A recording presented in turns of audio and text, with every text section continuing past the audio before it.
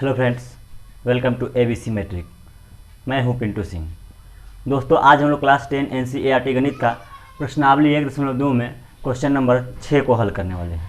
Question number 6 में कह रहा है कि व्याख्या कीजिए कि 7 गुने 11 गुने 13 जोड़ 13 और 7 गुने 6 गुने 5 गुने 4 गुने 3 गुने 2 गुने 1 जोड़ 5 भाज्य संख्या क्यों है।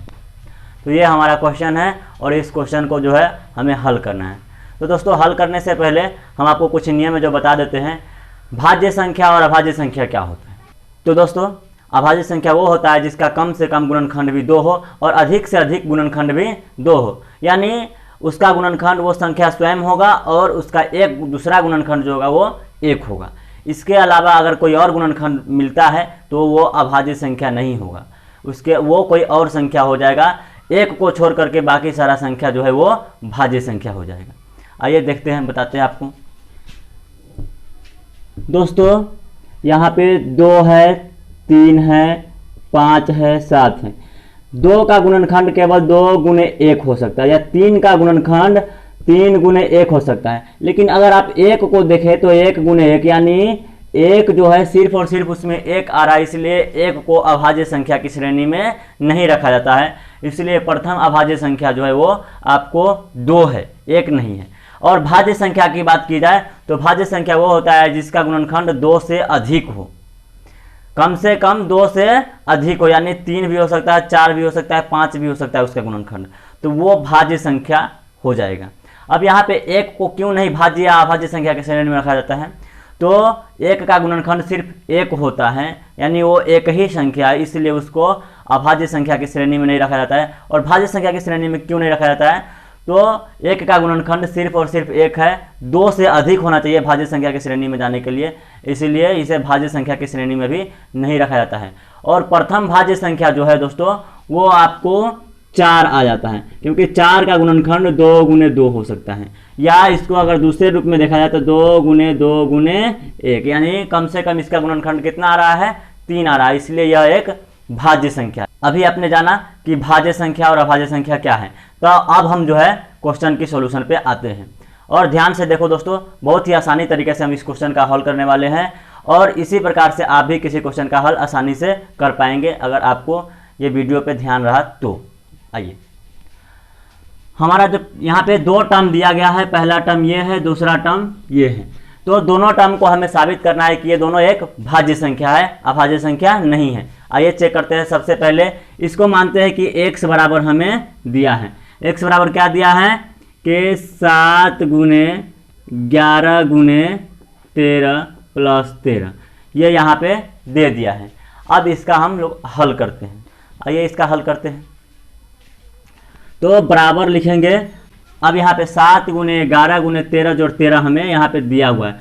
तो देखिए दोस्तों, इसमें 2 टर्म है, एक यहाँ से यहाँ और दूसरा टर्म यहाँ से यहाँ, यानी प्लस का चिन्ह जहाँ से भी लगता है वहाँ से टर्म का चेंजिंग हो जाता है दोस्तों। प्लस या माइनस का चिन्ह जहाँ से भी लग जाए वहाँ से टर्म बदल जाता है, ध्यान रखिएगा। तो एक टर्म या 2 टर्म यहाँ पे दिया है, यहाँ पे 2 टर्म दिया है, जहाँ से प्लस का चिन्ह लगता है वहाँ से एक टर्म इधर का है और एक टर्म इधर का है। अब इस दोनों टर्म में देखिए आप सबको साफ साफ दिखाई दे रहा होगा कि 13 जो है वो दोनों में कॉमन है। दोनों में क्या है, 13 है, तो दोनों में से 13 को हम बाहर निकालेंगे। आप इस 13 को 13 गुने 1 भी लिख सकते हैं। तो इस दोनों में से हम 13 को कॉमन करते हैं तो क्या इसमें रह जाता है, 7 गुने 11 यानी 11 सतह 77 आ जाता है। 11 से यदि 7 में गुना करते हैं तो 77 आ जाता है, प्लस यहाँ पे 1 रह जाता है, यानी देखा जाए तो 13 गुने 77 और 1 78 यहाँ पे हमें प्राप्त हो रहा है। अब 78 का गुणनखंड हम करें दोस्तों तो क्या होता है, 13 गुने 13 छक 78 होता है, तो 13 गुने 6 का गुणनखंड जो है वो दोस्तों 3 गुने 2 होता है। और 1 तो हमेशा हर एक संख्या का गुणनखंड होता ही होता है, तो इसमें 1 भी आप लिख सकते हैं। तो देख सकते हैं आप यहाँ पे इसका गुणनखंड अधिक से अधिक 5 आ रहा है और कम से कम अगर देखा जाए तो 4 आ रहा है। तो इसलिए आपको हमने अभी थोड़ा देर पहले बताया कि भाज्य संख्या वो होता है जिसका कम से कम 3 गुणनखंड या 3 से अधिक गुणनखंड होता है। 2 से अधिक गुणनखंड होता है तभी वो भाज्य संख्या होता है। 2 अगर गुणनखंड सिर्फ आए तो वो अभाज्य संख्या होता है, और अगर 2 से कम आए तो वो भाज्य भी नहीं होता है, ना अभाज्य होता है। तो यहाँ पे देखिए दोस्तों, हमें 2 से अधिक गुणनखंड प्राप्त हो रहे हैं, इसलिए यह एक भाज्य संख्या है। तो लिख देंगे यहाँ पे, चूंकि उपर्युक्त संख्या 7 गुने 11 गुने 13 जोड़ 13 का 2 से अधिक गुणनखंड है।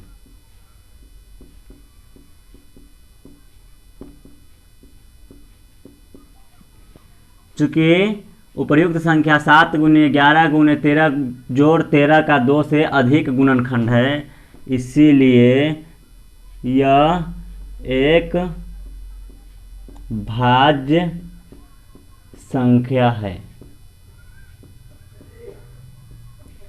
दोस्तों इस प्रकार से यही इसका आंसर हो जाएगा और साबित भी हो गया कि यह एक भाज्य संख्या है। अब इसी प्रकार से सेम टू सेम इसी प्रकार से हमें दूसरे क्वेश्चन का सॉल्यूशन भी कर करके बताना है कि वह भी एक भाज्य संख्या है, और इसी प्रकार से हम लोग आगे भी हल करेंगे। तो आते हैं दूसरे क्वेश्चन की ओर। तो चलिए दोस्तों आते हैं अगले क्वेश्चन की ओर। अब अगला क्वेश्चन क्या कह रहा है, मान लेते हैं कि ये y बराबर हमें दिया है 7 गुने 6 गुने 5 गुने 4 गुने 3 गुने 2 गुने 1 जोड़ 5, ये हमें दूसरी संख्या दी हुई है। अब इसका भी हम देखते हैं, तो यहाँ पे भी आपको दिखाई दे रहा हो कि यहाँ पे भी 2 टर्म है, यहाँ से यहाँ तक एक टर्म और दूसरा टर्म यहाँ से यहाँ तक। अगर आप 5 को देखा जाए तो 5 गुने 1 आप इसको लिख सकते हैं आसानी से। तो यहाँ पे आप देख सकते हैं कि यहाँ से यहाँ तक एक टर्म है, दूसरा टर्म यहाँ से यहाँ तक है। अब इस दोनों टर्म में देखते हैं कि क्या हमें कॉमन प्राप्त होता है। तो 5 इसमें भी है और 5 इसमें भी है, तो दोनों में से 5 को हम यहाँ पे कॉमन करते हैं। तो यहाँ पे क्या बच रहा है दोस्तों, 2 से 3 में गुना करेंगे तो 6, 6 से 4 में गुना करेंगे तो 24, 24 से 6 में गुना करेंगे तो क्या हो जाएगा 24 गुने 6 इज इक्वल टू 144 प्राप्त हो रहा है। 24 से अगर 6 में गुना करते हैं तो, और फिर बच रहा है यहाँ पे 7, तो 7 से गुना करते हैं 144 में क्या प्राप्त होता है, 7 से 4 में गुना करने पर 28 के 8, 7 से 4 में गुना करने पर 28 2 30 के 0 और 7 21 7 और 3 10, यानी 1008 हमें यहाँ पे प्राप्त हो रहा है। तो यहाँ पे हम 1008 लिख देंगे, प्लस यहाँ पे जो बच रहा है दोस्तों वहाँ पे हमें 1 बच रहा है, क्योंकि दोनों में से हम 5 को कॉमन ले चुके हैं। अब यहाँ पे क्या प्राप्त हो रहा है दोस्तों 5, तो 5 गुने, अब 1008 में 1 को जोड़ेंगे तो 1009 हमें प्राप्त हो जाएगा। अगर इसको देखा जाए तो इसको इस रूप में भी हम लोग लिख सकते हैं 5 गुने 1009 गुने 1, यानी यहाँ पे भी आप देख सकते हैं कि 2 से अधिक गुणनखंड इसका प्राप्त हो रहा है एक को मिलाकर। यहाँ आप 1009 का भी खंडन करेंगे तो हो सकता है इसका भी खंडन हो जाए, हम यहाँ पे कर नहीं रहे हैं, आप लोग करके जरूर देखना, हो सकता है इसका भी खंडन हो जाए तो और भी ज़्यादा इसका गुणनखंड आ जाएगा। अगर इसका गुणनखंड नहीं होता है तो कम से कम क्या हो जाएगा, इसका 3 गुणनखंड हो जाएगा। इसीलिए यह भी जो है 2 गुणनखंड से अधिक है, इसलिए यह एक भाज्य संख्या है। तो यही कारण हम वहाँ पे भी लिखेंगे, चूँकि उपर्युक्त संख्या इतना का 2 से अधिक गुणनखंड है। चूँकि उपर्युक्त संख्या का 2 से अधिक गुणनखंड है, इसीलिए संख्या 7 गुने 6 गुने 5 गुने 4 गुने 3 गुने 2 गुने 1 और प्लस 5 एक भाज्य संख्या है। दोस्तों ये भी साबित हो गया कि यह एक भाज्य संख्या है। जैसा कि आपको क्वेश्चन में कहा गया था कि व्याख्या कीजिए कि इतना जो है ये भाज्य संख्या क्यों है। तो क्यों है यह भाज्य संख्या, क्योंकि इनका गुणनखंड 2 से अधिक प्राप्त हो रहा है। इस दोनों संख्याओं का गुणनखंड 2 से अधिक प्राप्त हो रहा है, इसलिए दोनों संख्या क्या है, भाज्य संख्या है। यहाँ पे हमारा क्वेश्चन का सॉल्यूशन खत्म होता है, लिख देंगे प्रूव्ड। दोस्तों इसी प्रकार से आप कोई भी क्वेश्चन का सॉल्यूशन आसानी से कर पाएंगे। और अगर आपको वीडियो पसंद आया हो तो हमारे वीडियो को लाइक कीजिए, शेयर कीजिए और कमेंट कीजिए। और अपने दोस्तों में ज़रूर शेयर कीजिए, क्योंकि आपके दोस्त लोग इस प्रकार के क्वेश्चन के जानकार नहीं होते या फिर उनकी समस्या इसी प्रकार के क्वेश्चन होती है। इसलिए इस प्रकार के सारे क्वेश्चन का सॉल्यूशन आप ज़रूर अपने दोस्तों के पास शेयर करें। धन्यवाद। चैनल को सब्सक्राइब कीजिए।